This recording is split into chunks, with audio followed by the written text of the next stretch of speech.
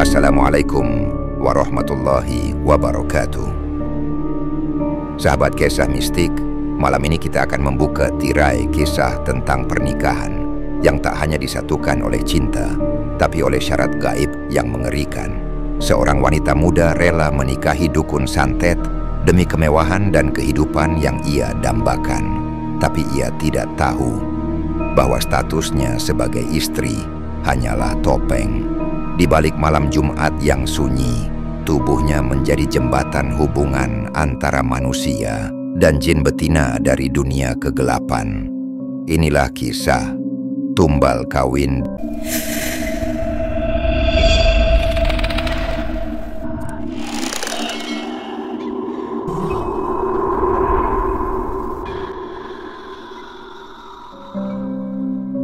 Namaku Sinta, 24 tahun. Asalku dari sebuah kampung kecil di Kabupaten Sumedang. Ayahku sudah lama meninggal. Ibu hanya buruh cuci, dan aku sendiri hanyalah lulusan SMA yang pernah kerja di toko, lalu berhenti karena pemiliknya ingin lebih dari sekadar karyawan. Tapi hidupku berubah drastis ketika aku diperkenalkan pada Abah Raga oleh seorang kerabat jauh. Ia dukun santet yang terkenal di kalangan orang-orang dalam. Orang menyebutnya Abah, meski usianya mungkin sudah lewat 60. Katanya, ia bisa bikin usaha lancar, bikin orang tunduk, bahkan mengembalikan mantan. Aku tahu siapa dia, tapi saat dia mendekatiku dan menawarkan sesuatu yang tidak mungkin, kutolak. Kekayaan, rumah mewah, mobil, dan toko atas nama sendiri. Aku mulai goyah. Aku cuma butuh satu hal dari kamu, Neng, ucapnya pada malam kami bicara di teras rumahnya yang sepi. Kamu jadi istriku, istri yang sah. Tapi syaratnya cuma satu. Setiap malam Jumat, kamu harus tidur di kamar belakang. Sendiri, jangan tanya, jangan intip, dan jangan pernah melawan. Suaranya lembut, tapi tajam seperti pisau. Dan aku, yang lelah hidup miskin, hanya bisa mengangguk. Kami menikah secara resmi, walau sederhana. Abah memberi aku mas kawin yang lebih dari cukup. Uang 100 juta dan sertifikat ruko kecil di pusat kota. Aku menangis malam itu, bukan karena bahagia, tapi karena tahu aku sedang menjual jiwaku. Abah tidak pernah menyentuhku secara langsung. Ia selalu berkata, "Kamu bukan untukku, kamu untuk sesuatu yang lebih besar dari ini." Seminggu pertama hidupku terasa seperti mimpi. Belanja sesuka hati, makan enak, tidur di kamar besar ber-AC, dan tidak perlu kerja. Tapi ketika malam Jumat datang, aku harus masuk ke kamar belakang yang dipenuhi bau kemenyan dan lukisan-lukisan aneh. Di dalamnya hanya ada ranjang kayu besar, cermin besar di dinding, dan satu lilin merah yang menyala di sudut. Abah berkata, "Tidurlah, apapun yang terjadi, jangan buka mata." Dan malam itu, aku dengar suara pintu berderit pelan. Dingin menjalar di sekujur tubuh. Seperti ada yang masuk, seperti ada yang menyentuhku. Tapi dengan tangan yang tidak terlihat. Nafas terasa sesak. Tubuh tidak bisa bergerak. Aku ingin berteriak, tapi mulutku seperti terkunci. Sebelum aku kehilangan kesadaran, aku dengar bisikan lirih, "Tubuhmu sudah jadi milikku." Pagi hari, aku bangun dengan tubuh lemas dan tanda lebam ungu di bagian paha dan leherku. Abah hanya berkata santai, "Itu biasa. Kamu akan terbiasa, Neng." Dan benar. Minggu berikutnya, hal yang sama terjadi. Lalu minggu berikutnya lagi. Tiap malam Jumat, kamar itu jadi neraka tersembunyi. Aku tidak tahu makhluk apa yang meniduriku. Tapi tiap kali aku bangun, aku merasa kosong. Seperti ada bagian dari jiwaku yang dicuri sedikit demi sedikit. Aku mulai mengalami mimpi aneh. Diriku berdiri telanjang di tengah hutan gelap. dikelilingi sosok-sosok wanita berambut panjang, tubuh pucat, mata merah menyala, menertawakanku sambil menyanyikan lagu berbahasa Sunda kuno. Lalakinya leungit, awewe nangahakan darah. Aku mulai curiga. Aku mulai membaca-baca kitab kuning milik Abah secara diam-diam. Di salah satu kitabnya kutemukan tulisan, perjanjian kawin dengan jin betina dapat dilakukan melalui wanita perantara. Jin tersebut akan merasuk dan memuaskan hasrat syahwatnya melalui tubuh istri manusia tiap malam Jumat. Sebagai gantinya kekayaan akan mengalir. Tubuhku menggigil. Aku bukan istri Abah. Aku adalah wadah untuk nafsu makhluk lain. Pada malam Jumat kelima, aku menolak masuk ke kamar itu. Aku menangis, berlutut di hadapan Abah. Abah, jangan paksa aku lagi. Aku nggak sanggup. Tiap malam aku merasa aku diperkosa setan. Abah menatapku lama. Matanya kosong, tapi bibirnya menggumam mantra. Tiba-tiba tubuhku terasa berat, seperti ditarik angin dari dalam tanah. Abah menunjuk kamar itu dan berkata pelan, "Kalau kamu menolak, maka tubuhmu akan dibagi dua, setengah di dunia, setengah di sana. Kamu tahu sendiri akibatnya." Tapi aku tidak menyerah. Malam itu, aku tidak masuk kamar. Aku mengunci diriku di kamar utama, berdoa, membaca ayat kursi sekuat tenaga, bahkan mengaji dengan suara keras. Namun tepat tengah malam, seluruh lampu padam, lilin menyala sendiri. Cermin-cermin memantulkan bayangan wajah yang bukan milikku. Dan dari kolong tempat tidur, aku lihat tangan perempuan hitam legam keluar, mencoba meraih kakiku. Sejak malam itu, aku tahu keluar dari pernikahan ini bukan perkara mudah. Aku harus mencari cara membatalkan perjanjian gaib ini sebelum tubuhku benar-benar dikuasai. Dan yang lebih mengerikan, malam Jumat berikutnya, aku bermimpi mengandung sesuatu yang bukan dari dunia ini. Pagi setelah aku menolak tidur di kamar belakang, tubuhku terasa seolah habis dihajar. Tapi yang paling mengejutkan adalah aku muntah darah. Perutku kram seperti sedang haid, tapi darah yang keluar bukan darah biasa. Warnanya lebih gelap, pekat, dan ada gumpalan aneh seperti lendir putih yang menempel di tisu yang kugunakan. Aku panik. Abah hanya melihat dari jauh. "Sudah mulai tumbuh, Neng," katanya. "Datar. Kamu sudah terpilih. Harus kamu rawat." "Apa maksud Abah?" Aku hamil?" Tanyaku dengan napas tercekat. Abah hanya tertawa kecil. "Bukan hamil manusia, tapi bibit dari dia yang kau tolak, jin betina penjaga harta." Tiap malam sejak itu, aku bermimpi melahirkan di dalam hutan, di hadapan perempuan-perempuan berjubah hitam. Mereka bersorak saat aku berteriak melahirkan, tapi bayi yang keluar bukan manusia, melainkan ular. Lalu ular itu masuk kembali ke dalam rahimku. Aku mulai menyadari bahwa tubuhku sedang diubah, dijadikan wadah abadi bagi keturunan makhluk halus yang haus darah dan syahwat. Aku mencari cara.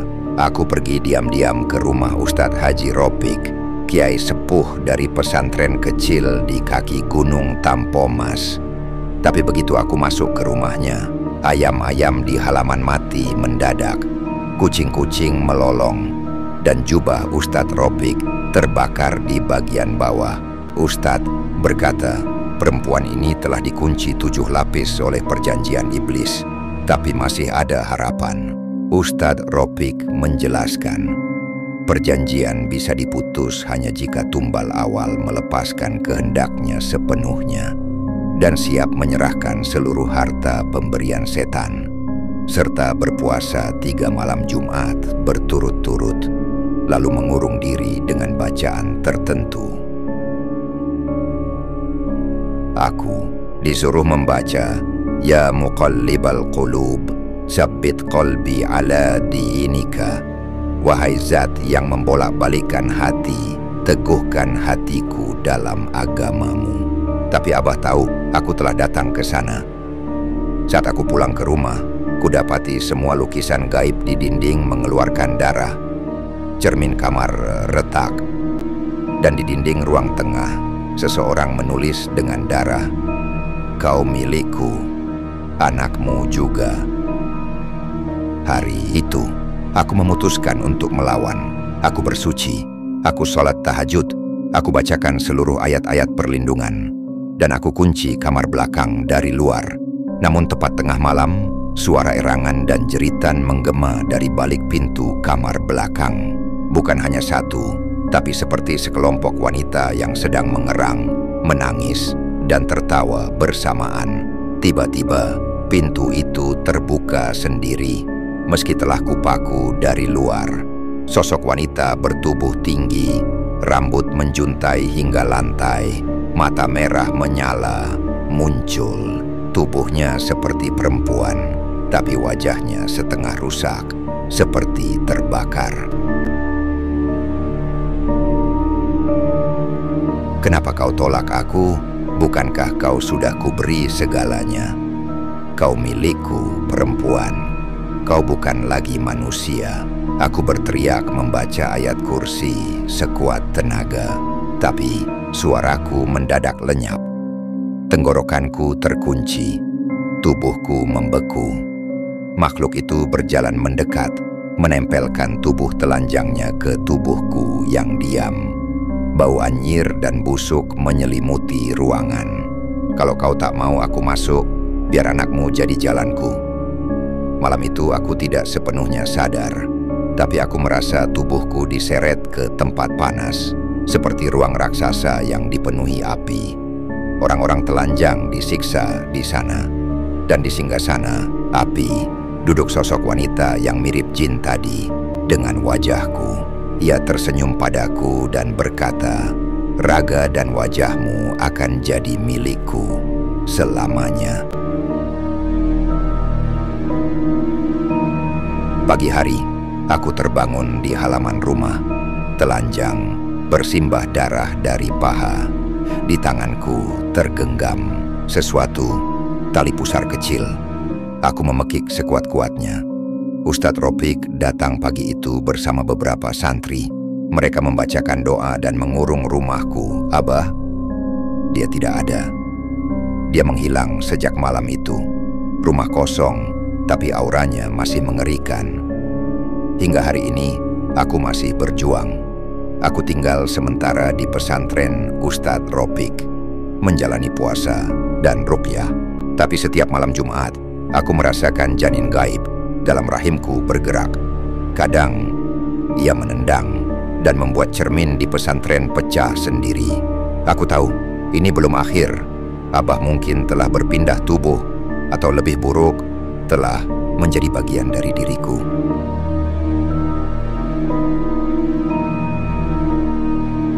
Sahabat kisah mistik, tinggal di pesantren seharusnya membuatku tenang.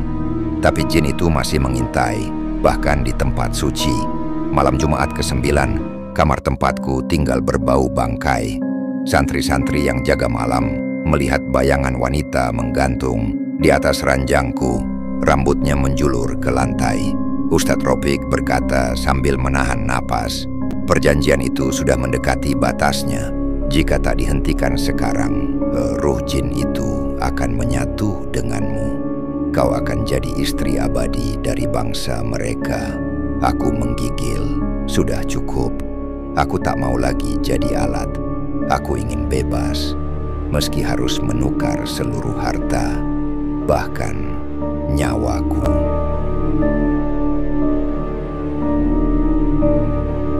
Hari Kamis malam, dilakukan ritual pemutusan di musola tua di lereng bukit.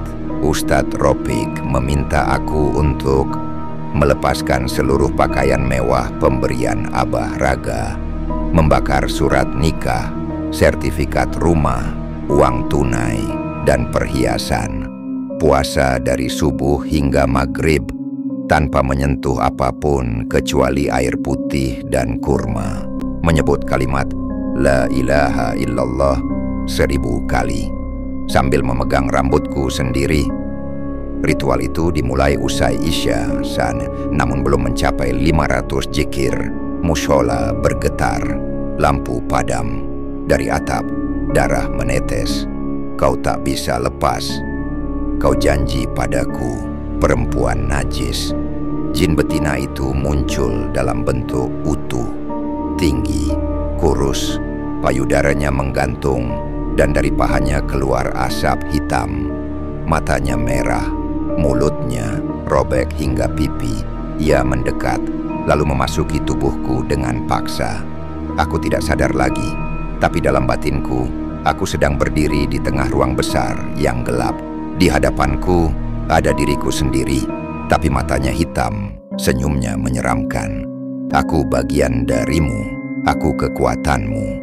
Kau tak akan bahagia tanpaku. Namun tiba-tiba terdengar adzan dari kejauhan. Suara yang menembus kabut. Cahaya putih muncul. Sosok Ustadz Rofiq muncul dalam mimpiku sambil membawa mushaf Al-Quran. Di belakangnya para santri membacakan surat Al-Baqarah. Jin betina itu mengerang dan melolong. Wujudnya terbakar. Aku memeluk diriku sendiri, lalu berteriak, Allah Maha Besar, aku tidak milikmu. Dan tubuh hitam itu pecah seperti kaca, hancur, berkeping-keping. Aku terbangun dengan tubuh dibasahi air doa. Para santri menangis. Ustadz Rofiq tersungkur kelelahan. Jin itu telah terbakar, tapi tumbalnya belum lengkap, ucap beliau lirih. Aku bertanya, apa yang masih harus aku bayar? Ustadz menjawab, ampuni dirimu, tapi jangan lupakan. Bagikan kisahmu agar tidak ada lagi wanita tergoda jalan cepat menuju kekayaan dari jalur setan. Hari-hariku kini sederhana. Aku tinggal di pondok pesantren sebagai pembantu dapur dan guru, mengaji anak-anak kecil. Seluruh harta masa laluku telah lenyap. Namun sejak malam pemutusan itu, aku tidak pernah lagi diganggu. Rahimku bersih, mimpi-mimpiku damai. Kadang masih ada bayangan jin itu lewat di cermin, tapi ia tak lagi menyentuhku. Dan aku pernah menjadi istri jin, tapi aku juga saksi bahwa sebesar apapun kuasa setan, jika Allah menghendaki, manusia bisa bebas darinya.